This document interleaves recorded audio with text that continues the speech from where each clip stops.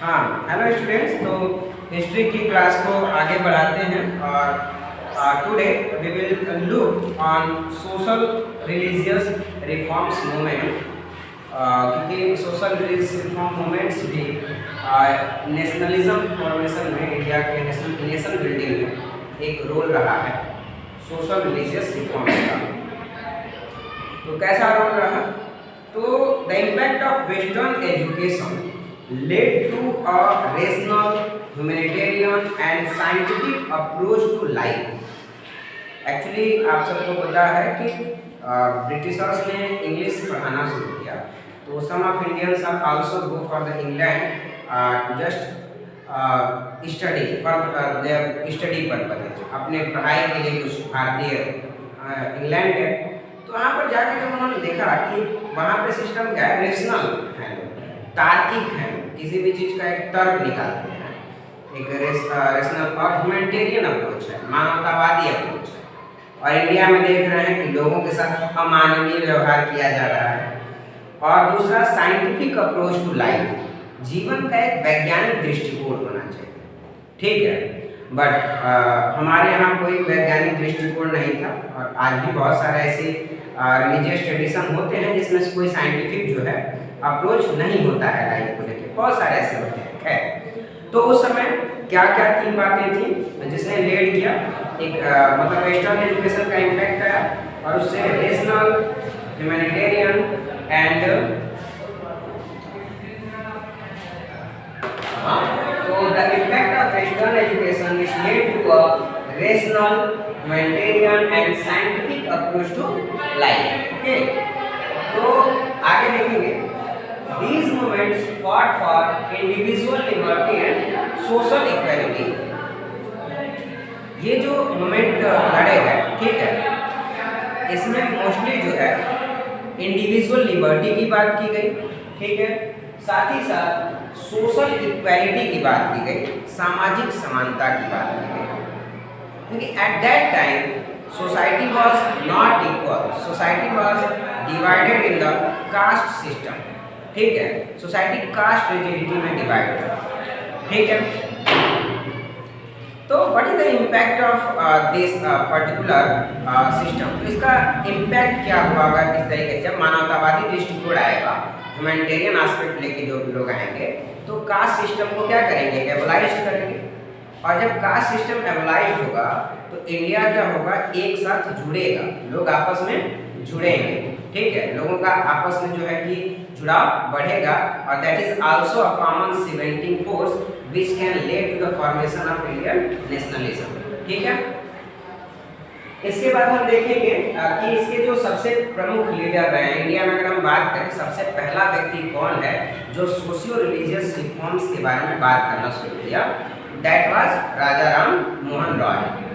राजा Ram Mohan Roy West Bengal से आते हैं, ठीक है, क्योंकि बंगाल ही अगर हम बात करें, आप सबको पता होगा 1757 में सबसे पहले बंगाल को ही कब्जा किया था अंग्रेजों ने, और अपनी पॉलिसीज से बंगाल को कंगाल बना दिया, ठीक है। तो भाई जहाँ पर अंग्रेज सबसे पहले आए वहाँ वेस्टर्न एजुकेशन भी सबसे पहले आएगी, तो वहाँ जब वेस्टर्न एजुकेशन सबसे पहले आएगी तो वेस्टर्न एजुकेशन के प्रभाव में आए राजा राम मोहन राय, ठीक है। और राजा राम मोहन राय ने जो मतलब जो है सुधार किए, ठीक है, तो उसमें क्या था? रिफॉर्म्स जो थे, सबसे पहला रिलीजियस रिफॉर्म उन्होंने किया, दूसरा रिफॉर्म सोशल, इंटेलेक्चुअल का मतलब होता है बौद्धिक रिफॉर्म करना, मतलब सोसाइटी में लोगों को ह्यूमैनिटेरियन थिंकिंग देना, मानवतावादी दृष्टिकोण देना, ठीक है। उन्होंने कहा ना, राजा राम मोहन राय ने एक बात कही कि आप सारी चीज़ें पढ़िए, यू स्टडीज वेदों को भी पढ़िए, ठीक है, बट उसमें एक रेशनल व्यू रखिए, आंख बंद करके किसी भी बात पर भरोसा मत करिए, ठीक है। जैसे अगर हम बात करें ईसाइयों में एक सिस्टम हुआ करता था क्रिश्चियनिटी में, कि वो जो है अर्थ सेंट्रिक एक सिद्धांत होता था, उसको फॉलो करते थे। बाइबल में अभी भी है सिद्धांत, ठीक है। क्या ऐसा है? क्या अर्थ के चारों तरफ प्लैनेट्स घूम रहे हैं? ऐसा है नहीं, पता चला ना कि इसके तरफ घूम रहे हैं, मतलब सन के चारों तरफ। तो साइंटिफिक अप्रोच रखने की बात की राजा राम मोहन राय। इवन राजा राम मोहन राय ने सिर्फ इंडिया में हिंदुइज्म को ही चेंज करने की बात नहीं की थी।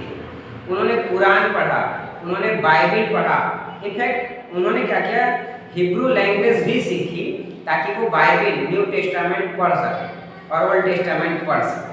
ठीक है, हिब्रू लैंग्वेज सीखी उन्होंने। 9 से ज़्यादा भाषाएं सीखी थी राजा राम मोहन राय, सिर्फ पढ़ने के लिए, अलग अलग चीज़। ठीक है, फिर अप्रोच ऑफ रिलीजन अगर इनका हम देखें तो इंटेलेक्चुअल एंड पॉलिटिकल रिजर्वेशन की भी बात की थी राजा राम मोहन राय। ठीक है, कि किस तरीके से पॉलिटिकल थिंकिंग क्या हो, इम्प्रूव हो इंडिया। ठीक है, इसके बाद हम बात करेंगे studies Hindu philosophy, Quran, Persian and Arabic literature. मैंने बोला कि उन्होंने हिंदू फिलॉसफी का भी स्टडी किया, इट मीन्स वेदों को भी उन्होंने पढ़ा। साथ ही साथ वेदों के पढ़ने के साथ ही साथ राजा राम मोहन राय ने कुरान भी पढ़ा। ठीक है, बाइबल भी पढ़ा। हिंदू फिलॉसफी में सिर्फ वेद नहीं आते हैं, वेद के साथ गीता भी तो आता है। गीता को हम मानते हैं कि हमारा सबसे जो हिंदुइज्म का एक परफेक्ट जो है कि ग्रंथ है। ठीक है, इसके बाद हम बात करें उन्होंने कौन कौन से मतलब रिलीजियस जो है कह सकते हैं संस्थाएं या मतलब ऑर्गेनाइजेशन स्टेब्लिश की। तो उसमें सबसे पहले जो था 1814 में आत्मीय सभा स्टेब्लिश की। उसका नाम क्या था, Atmiya Sabha. The question asked from there is two organization for the approach of religious changes. कुल मिला के ऐसे क्वेश्चन होगा कि राजा राम मोहन राय, ठीक है, 2 जो रिलीजियस रिफॉर्म के लिए ऑर्गेनाइजेशंस बनाए हैं उनका नाम क्या है। Simply they will ask in this question for 2 numbers. ठीक है, 2 नंबर के लिए प्रश्न आपसे पूछा जा सकता है। ठीक है, तो क्या होगा, एक तो आत्मीय सभा 1814 में स्टेब्लिश, और दूसरा क्या है, ब्रह्मो समाज। ये स्टेब्लिश हुआ था 1828 में। असल में इसका नाम था ब्रह्म समाज, जो इन्होंने स्टेब्लिश किया था 1828 में। बाद में इसका नाम चेंज होके हो गया ब्रह्मो समाज। ठीक है, ब्रह्मो समाज। दोनों का काम क्या था, जो आत्मीय सभा है इसमें देखो क्या, persistent struggle against worship of idols and meaningless rituals। सबसे पहले उन्होंने मूर्ति पूजा जो था, जो लोग मूर्ति की पूजा करते हैं, अभी भी किया जाता है, तो उस समय उन्होंने सबसे पहले मूर्ति पूजा का खंडन किया कि आप आइडल्स को ना पूजो। ठीक है, इसके बाद मीनिंगलेस रिचुअल्स, कुछ एक रिलीजियस रिचुअल्स होते हैं जो मीनिंगलेस उनको लगते थे। ठीक है, जिसको लगता था कि ये फालतू में किया जा रहा है, इसका कोई मतलब नहीं है। ठीक है, तो उसको उन्होंने बैन करने की बात की। साइंटिफिक अप्रोच रख रहे थे ना, तो साइंटिफिक अप्रोच में मीनिंगलेस जो रिचुअल्स होंगे उसको हटाने की बात करेंगे। अब मीनिंगलेस रिचुअल में होता क्या है, जैसे मान लो कि कोई आदमी आम की पूजा कर रहा है, ठीक है, और आम की पूजा 4-5 दिन तक इसलिए कर रहा है ताकि जो है कि आम का पेड़ खुश हो जाएगा और ढेर सारे आम दे देगा। मीनिंगलेस रिचुअल है ना, पूजा करने से तो आम का पेड़ खुश होगा नहीं। ठीक है, या फिर हमारे यहाँ बहुत सारे ऐसी पूजा होती है, जैसे आप लोगों ने नाम सुना भी होगा, दत्तरगामा बाबा की पूजा हो रही है। ठीक है, चाहे कहीं पर ऐसी जगह पूजा हो रही है जहाँ माना जाता है कि कभी मतलब जो है कि यहाँ पर ये था, मतलब कुछ भी ऐसे मान लिया जाता है, मीनिंगलेस होता है। ठीक है, बहुत सारे ऐसे अप्रोच आप देखेंगे, आपने देखा भी होगा, नाम लेना ठीक नहीं होगा कैमरे पर। आगे हम बात करें believe in monotheism, prayer, meditation, charity. वो एक ईश्वर में ट्रस्ट करते थे, मोनोथिज्म। इनफैक्ट उन्होंने एक बुक लिखी थी, गिफ्ट टू मोनोथेसिस्ट, एक वादियों को उपहार। ठीक है, तो गिफ्ट टू मोनोथेसिस्ट बुक किसने लिखी है, दैट इज राजा राम मोहन राय। और वो किस अप्रोच को फॉलो करते थे, बिलीव इन मोनोथिज्म, यानी कि एक गॉड में बिलीव रखते थे, बिलीव इन वन गॉड। ठीक है, प्रेयर की बात करते थे, प्रेयर माने प्रार्थना करनी ईश्वर की। मेडिटेशन जो आज के टाइम में चल रहा है, मेडिटेशन का मतलब होता है ध्यान करना, लंबे समय तक बैठ करके और अपने दिमाग को एक जगह स्थिर करना, स्टेबल करना, मेडिटेशन की बात कर रहे थे। चैरिटी की बात कर रहे थे कि मतलब जो लोगों के पास कुछ नहीं है उनको देने का प्रयास करें। ठीक है, इसके बाद सोशल रिफॉर्म्स अगर हम देखें राजा राम मोहन राय के, तो पहला रिलीजियस रिफॉर्म हो गया, अप्रोच टू रिलीजन। दूसरा सोशल रिफॉर्म। सबसे बड़ा उनका जो सोशल रिफॉर्म था, पहले हम बात करें against the rigidity of caste system. जो कास्ट सिस्टम की रिजिडिटी थी, क्षत्रिय, ब्राह्मण, वैश्य, शूद्र, ठीक है, इसके अगेंस्ट थे। वो बात कर रहे थे कि why this caste system, everyone birth is equal, मतलब सबका जन्म एक समान है, ठीक है। ऐसा तो है नहीं कि किसी को भगवान ने आके बना दिया कि तुम स्पेशल हो, ठीक है, आपके अंदर ये बहुत बड़ा गुण है, ऐसा नहीं है ना, सब लोगों का बर्थ एक ही तरह से होता है। तो उन्हें बोला कि ये जो रिजिडिटी है कास्ट सिस्टम की, इसको हटाइए, सिर्फ इस बात को लेके किसी का एवोल्यूशन किया जाए या फिर किसी का डिस्क्रिमिनेशन किया जाए क्योंकि भाग्य से वो किसी और कास्ट में जन्मा है, दैट इज नॉट राइट, ठीक है। इसके बाद campaign against evolution of Sati system and पर्दा सिस्टम। पर्दा सिस्टम आप जानते होंगे कि पर्दे के पीछे महिलाओं को रखा जाता था, और सती सिस्टम के अगेंस्ट है। सती सिस्टम क्या था, एक्चुअली क्या था कि जिस पत्नी का मतलब जिस शादी हुई है, पति पत्नी है, तो पति की डेथ हो जाती थी तो पत्नी को जो है पति के साथ उसकी जलना पड़ता, ठीक है।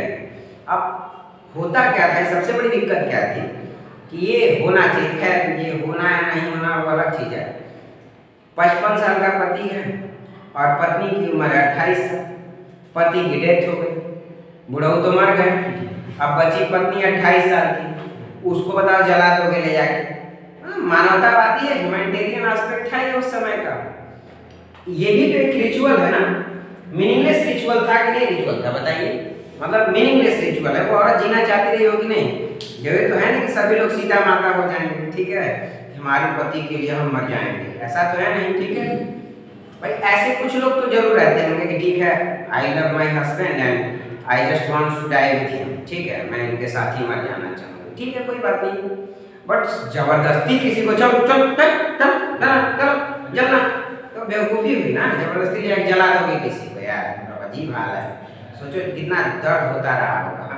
तो मानवतावादी दृष्टिकोण है ये ह्यूमैनिटेरियन एस्पेक्ट नहीं है। तो राजा राम मोहन राय ने इसको एवोल्यूशन के लिए काफ़ी प्रयास किए। पता है कुछ लोग इनके अगेंस्ट आए, उनका नाम है हिस्ट्री में, इनके अगेंस्ट आए कि उन्होंने अलग अपने ऑर्गेनाइजेशंस बनाए कि नहीं सती प्रथा इज राइट, ठीक है, ऐसे लोग भी थे, ऐसा नहीं है, और आज भी है समाज में। अगर किसी मीनिंगलेस रिचुअल को हटाने की बात की जाए उसका विरोध करें, ठीक। आगे हम देखें अगर तो campaign against evolution of Sati system, और सती सिस्टम को 1832 में उन्होंने पूरी तरीके से मतलब जो है कानून बना। लॉर्ड विलियम बेंटिक उस समय इंडिया के गवर्नर जनरल थे, ठीक है, और लॉर्ड विलियम बेंटिक ने एक लॉ बना करके सती सिस्टम को मतलब जो है समाप्त कर दिया, ठीक है। तो राजा राम मोहन राय का ये एक योगदान रहा है सोशल रिफॉर्म में। आखिरी बात, पायोनियर ऑफ इंडियन जर्नलिज्म भी इनको कहा जाता है। कई सारे लैंग्वेज में, इंग्लिश में, उर्दू में, ठीक है, बंगला में, इन्होंने कई सारे न्यूज़पेपर इस्टेब्लिश किए, और उसमें किसकी बात करेंगे, वो ह्यूमैनिटेरियन एस्पेक्ट की बात करेंगे, ठीक है। और साथ ही साथ जो उनके पॉलिटिकल थॉट्स भी होंगे वो कैसे होंगे, ह्यूमैनिटेरियन होंगे, और साथ ही साथ रेशनल व्यूज़ की बात की गई उसमें, ठीक है। तो सबसे पहले अगर हम बात करें इंडिया में पत्रकारिता को, जर्नलिज्म को जो सबसे तेजी से आगे किसी ने बढ़ाया तो उसका नाम क्या है, राजा राम मोहन राय। उनका नाम जो है राजा राम मोहन राय है, ठीक है। फिर पॉलिटिकल राइट्स की बात उन्होंने की थी, तो उसमें क्या है कि Ram Mohan Roy was the initiator of public agitation for demanding political and other rights. वो पॉलिटिकल राइट्स की भी बात कर रहे थे, ठीक है, कि सबको राजनीतिक अधिकार मिलना चाहिए। He demanded the abolition of East India Company trading rights and having export duties on goods. उन्होंने एक बात की कि जो इंडियन जो गुड्स हैं जब इनको ट्रांसफर किया जा रहा है दूसरे कंट्रीज में, तो इस पे जो भारी टैक्स लगा रही है ब्रिटिश ईस्ट इंडिया कंपनी, इसको क्या किया जाए, समाप्त किया जाए। ये इतना बड़ा टैक्स आप लगा दोगे तो क्या इंडिया की जो पब्लिक होगी वो अपने बिजनेस को आगे बढ़ा पाएगी, it is not possible. So that please reduce the heavy taxes which you are imposing on Indian traders, ठीक है।